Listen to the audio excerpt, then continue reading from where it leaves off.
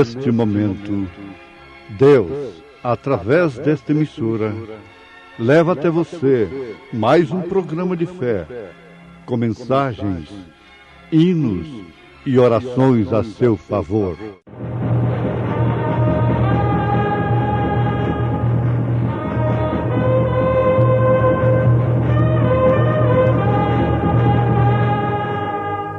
Fé para vencer.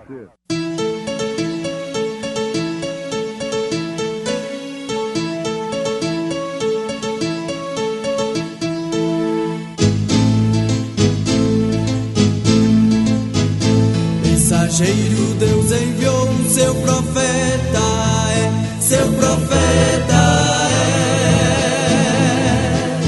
é. Este som de alarido retumbando está, retumbando está.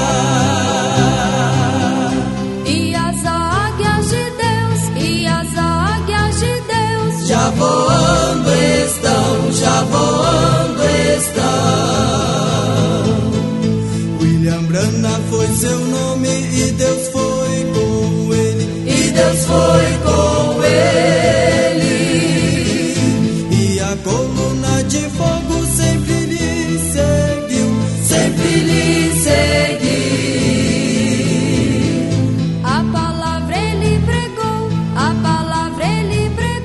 com fidelidade. Ele, porém, respondendo, disse: Não é bom pegar no pão dos filhos e deitá-lo aos cachorrinhos. E ela disse: Sim, Senhor, mas também os cachorrinhos comem das migalhas que caem da mesa dos seus donos.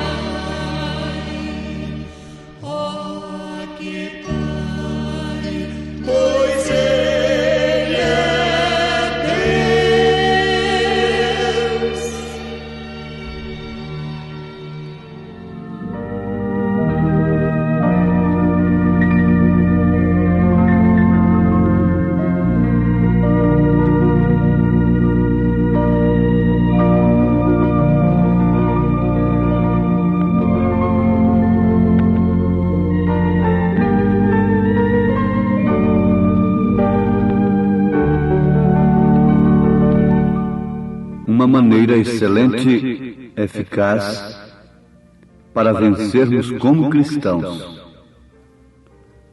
é olharmos através das Escrituras e da história como venceram aqueles que creram em Deus, que viveram sob os seus desígnios.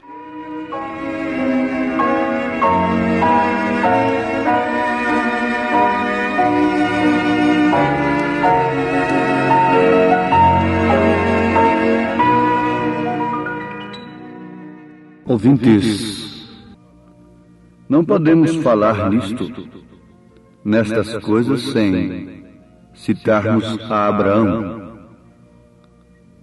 Abraão é chamado pai da fé. E a sua fé foi manifestada através da obediência. A obediência, por sua vez, reflete através das obras, dos atos, das atitudes. Haja visto que as nossas atitudes falam mais alto do que as nossas palavras.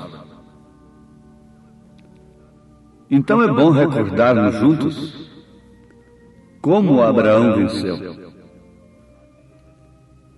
Partindo daqui, ele obedeceu. E por obedecer, recebeu a promessa. E quando ele estava numa hora decisiva para si, como sempre todos que propõem servir a Deus, que são chamados por Deus, se encontram em determinadas épocas de suas vidas em uma verdadeira bifurcação. Mas não precisa temer, porque a escolha será correta. Não tenha dúvida disso. Certa feita, Abraão esteve numa circunstância como esta. E qual foi a sua atitude? A sua atitude demonstrou a sua fé. Disse para o seu sobrinho Ló: se você escolher a esquerda, eu irei para a direita. Se você escolher a direita, eu irei para a esquerda. Não vamos contender. Por que vamos brigar? Os seus pastores com os meus pastores. Uma vez que não deu certo, então escolha o teu caminho, por tua própria escolha. Agora, vamos lembrar sempre que a nossa escolha determina o nosso destino. Ali Abraão soube escolher como um verdadeiro filho de Deus.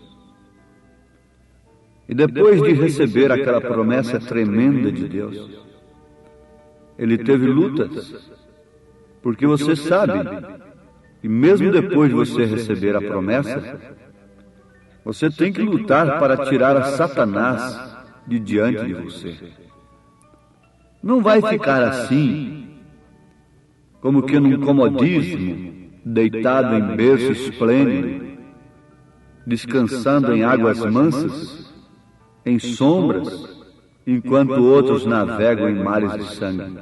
Não, não. Depois que Abraão recebeu a promessa, ele teve a sua fé terrivelmente provada. E a sua atitude nos mostra que a sua oração era esta: Deus, tu me disseste que a promessa é minha. Deus, tu me disseste que a promessa é minha. Eu tenho fé em tua promessa. As atitudes de Abraão falam isto bem alto diante de Deus e diante de nós, que nos consideramos pela fé seus filhos. Estou levando tua palavra. Cada passo da vida de Abraão mostrava: estou levando tua palavra. Eu tenho fé em tua promessa. Tu me prometeste, tu me disseste. Então o cristão vem, toma as palavras de Jesus Cristo, que diz: pedi e dá-se-vos-á, buscai e achareis, batei e abri-se-vos-á. Aqui estou eu, Senhor. Você poderia, nesse instante, se apresentar diante de Deus? Talvez as riquezas, as preocupações pela vida, o progresso, não permitem a pessoa ter tempo nesta hora, uma hora tão imprópria, para se apresentar diante de Deus. Mas quem sabe alguém está gemendo, está num leito, quem sabe alguém está com saúde, mas uma filha, um filho, o esposo ou a esposa, as circunstâncias da vida têm lhe obrigado a parar. Você então diz: aqui estou eu, Senhor. Estou pedindo como Abraão pediu. Estou buscando como Abraão buscou. Estou batendo. Tenho que recebê-lo. Tu conheces a minha necessidade e ao mesmo tempo conheces o meu coração. Se Deus conhece a nossa necessidade, devemos saber também que Ele conhece os nossos pensamentos, as nossas atitudes em casa, no trabalho e em todas as partes. Então, algo tem que suceder quando você cita a palavra e sua vida vem vindicada por esta palavra. Lembremos-nos de Jacó. Ele chorou durante uma noite toda por uma audiência com Deus. E logo ali pela alvorada, romper da aurora, o anjo do Senhor lhe veio, mesmo antes disso. Mas pela alvorada o anjo quis ir. Mas Jacó disse: não te deixarei, enquanto não me abençoares. Outro teria ficado muito satisfeito e muito contente, teria falado muita língua estranha e teria voltado com um grande testemunho para a família, para a sua congregação. O anjo do Senhor me visitou e eu fiquei muito alegre. Saí dali com um ministério, uma coisa assim. Não, Jacó não se contentou com isso. Ele chorou e pediu a bênção que ele estava precisando. Quando você tem uma bênção para contar, você tem que se lembrar que isto não é apenas uma cura, mesmo que fosse a cura dos olhos, a restauração da vista, mesmo que fosse uma ressurreição. Você não pode contar uma bênção de maneira alguma antes que a verdadeira bênção tenha vindo sobre sua vida. Jacó poderia viver testificando de bênçãos aos montões como ele quisesse. Mas para ele faltou a principal, e foi justamente pela qual ele chorou. Ele lutou, foi o sinal de Deus, foi o Espírito Santo. Ninguém pode receber bênção nenhuma que permanece a não ser o Espírito Santo. Agora ele chorou. Nós citamos o caso da mulher Sirofenícia de Nação, em São Mateus, capítulo 15. Nós encontramos o caso desta mulher cananeia. Ela vinha lutando, ela vinha clamando: filho de Davi, tem misericórdia de mim, que minha filha está miseravelmente endemoniada. Ela não estava lutando por si mesma diretamente, mas estava lutando por sua filha. Ela estava lutando por alguém muito querido de sua alma. E o que acontece, ouvintes? Ela clamava errado. Ela, como Sirofenícia de Nação, clamava por filho de Davi. Mas isso era para o judeu. Filho de Davi é para o judeu. Quando o cego de Jericó clamou filho de Davi, Jesus atendeu. Mas ela podia clamar toda a sua vida, filho de Davi, que Jesus não lhe atenderia. Isso está tão implicado com a verdade, com as Escrituras, que logo Jesus lhe respondeu que não era lícito lançar o pão dos filhos aos cachorrinhos, que ele tinha sido enviado as ovelhas perdidas da casa de Israel. Isso por causa do tratamento que ela estava lhe dando. Pedis e pedis mal. Pedis mal. Aqui está um segredo muito importante. O profeta desta era pregou a mensagem: o que é o Espírito Santo? Depois, para que foi dado o Espírito Santo? E logo em seguida, ele pregou como receber o Espírito Santo. As duas primeiras ele deixou gravar, a última não. Então nós temos a mensagem, o que é o Espírito Santo. Nós temos a mensagem, para que foi dado o Espírito Santo. Não temos a mensagem, como receber o Espírito Santo. Mas então a coisa teria ficado incompleta? Não. O Espírito de Deus não deixou que isso fosse gravado, justamente porque já estava na mensagem o sinal e demais outras mensagens. Era a obediência que dava direito ao sinal. Então, como receber o Espírito Santo? É obedecendo a palavra. E quem pode obedecer a palavra sem ter o Espírito Santo? Isto significa que não é para quem quer, não é para quem corre. É para aquele a quem Deus chama. Agora, a mulher estava pedindo loucamente, mas pedindo errado. Mas logo ela demonstrou sua fé. Quando Jesus disse aquilo para ela disse: sim, Senhor. Mas também os cachorrinhos comem das migalhas que caem da mesa dos seus senhores. E então respondeu Jesus e disse-lhe: ó mulher, grande é a tua fé, seja isso feito para contigo como tu desejas. E desde aquela hora a sua filha ficou sã.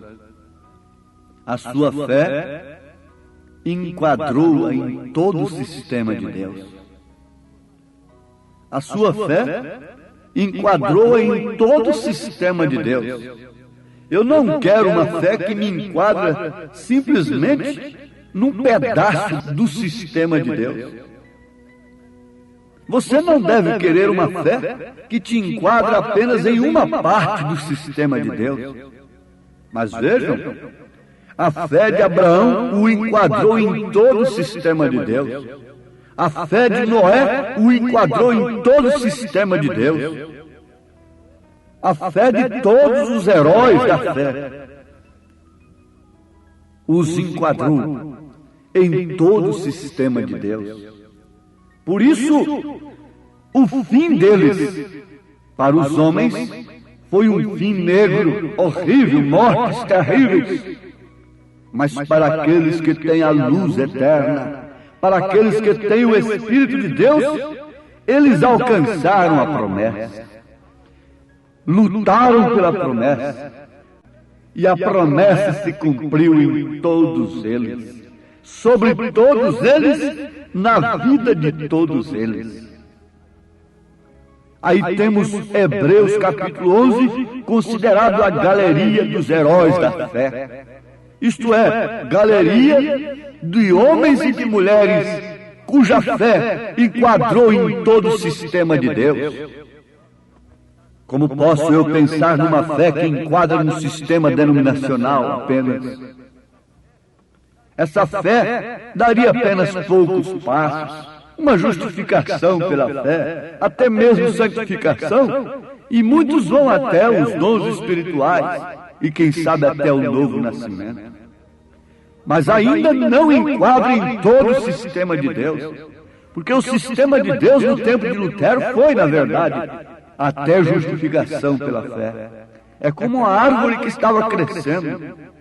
No seu determinado tempo, ela tinha que estar, na verdade, naquele tamanho.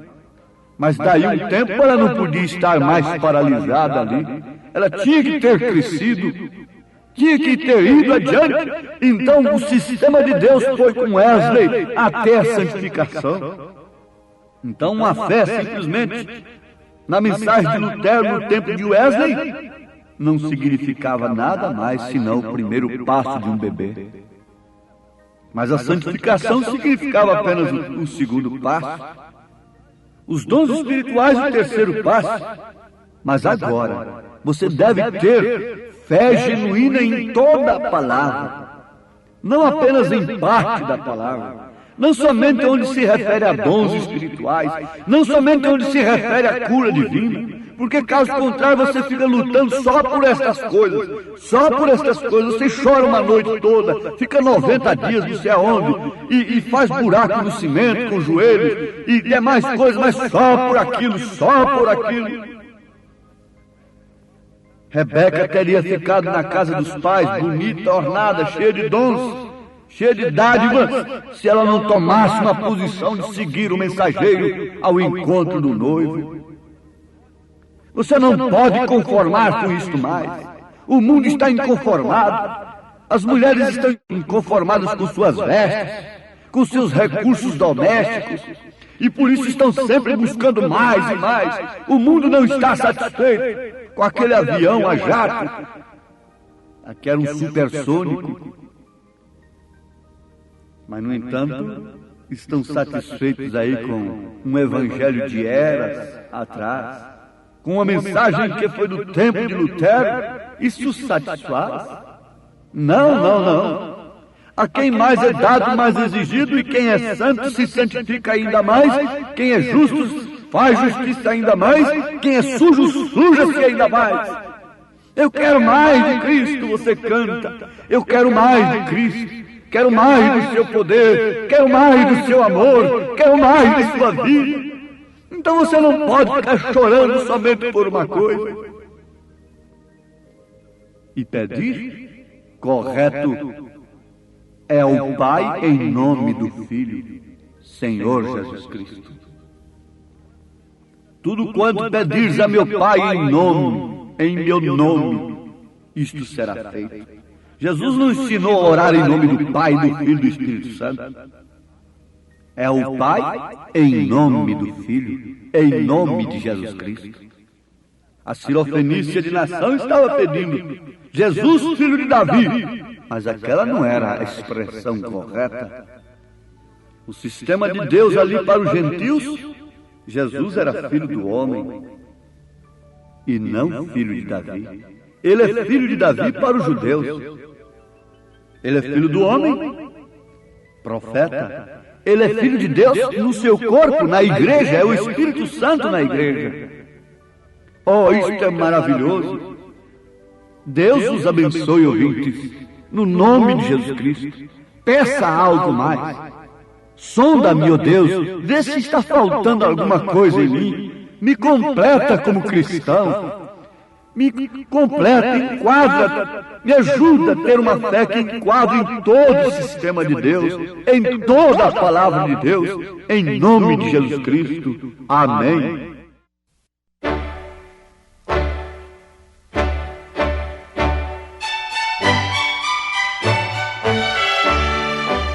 Ouvintes, escreva-nos pela caixa postal de número 15.020, 15020, CEP 74.501-970, Goiânia, Goiás.